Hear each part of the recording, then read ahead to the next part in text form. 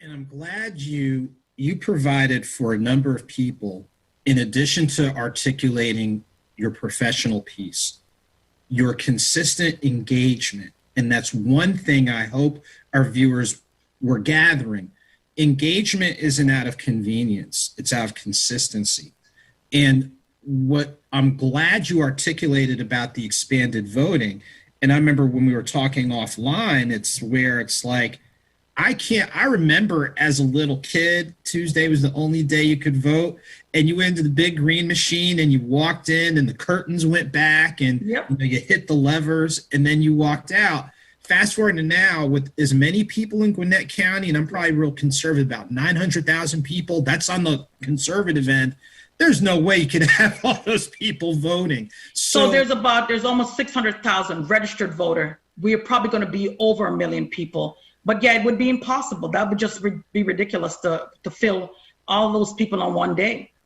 And so I'm glad you walked through those steps in regards to the work that you did and the advocacy being done before you even started running for office. And again, it's one of those, some of the things that we take, I'll just say this, a number of the things that we take for granted, like you said, they did not come easy. And it took sustained effort. Walk through with our viewers really that mantra of sustained effort that you bring on the legislative level, especially with at least one or two key components platform-wise or issues as you see them. So let me start with just my running. First of all, it was a sustained effort because I lost in 2016 by 222 votes. I had just become a citizen in 2012. I ran in 2016, lost that race by 222 votes because it was gerrymandered. And so it made it a little bit more difficult. But that 2017 year, that year in 2017, my team consisted of about 4 of us.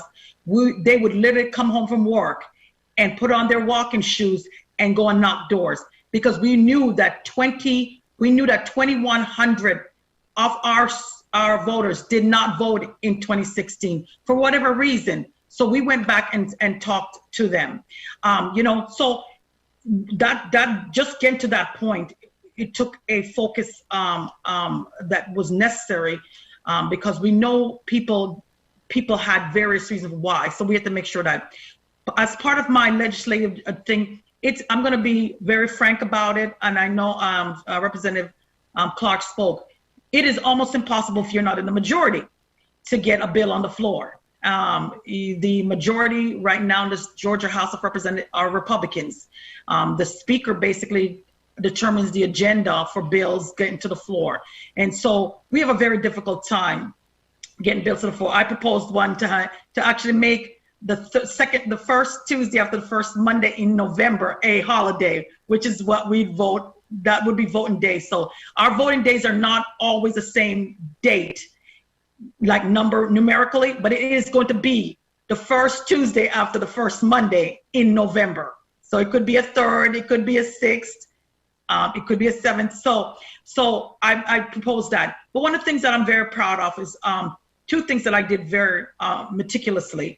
One was update the My Voter page, mvp.sos.ga, because a lot of people come into this county or into any county, and because it's so difficult to figure out if you don't know your precinct number, you won't know what commissioner district you live in, what school board district you live in. So I worked with the Secretary of State to make sure that information was actually, when you get on your My Voter page now and you see your school board or you see your commissioner district, that was work that I personally did with the Secretary of State.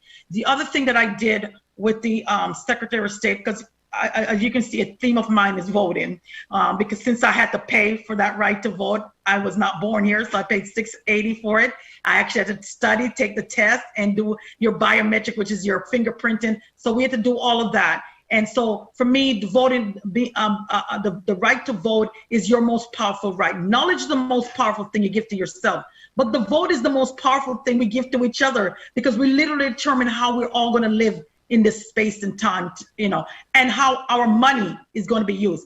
Period. End of story. When people ask me, what is this about? It's about your tax dollars and how we use it on your behalf. you should always be demanding a return on that investment because you pay it all the time. And you're not at, with a business and you do a product, you expect, a profit level by creating a service or a product. With government, they just take your money. I mean, once you start paying taxes, you're paying it. So you should demand a return on your investment. So one of the things that, for me, voting is so powerful. One of the things I worked with was the Department of Corrections and the Department of Community Services to make sure their documents was updated to tell an ex-felon that they will now gain their right back to vote. Because prior to that, they were not telling them. So they would come out, 10 years have passed. These folks have lived, they've come back into society. They've gotten jobs. They're taking care of family. They're doing everything right. Yet did not realize that they earned back that right to vote. And so that was something I worked with both the Department of Correction and Department of Community Services to do.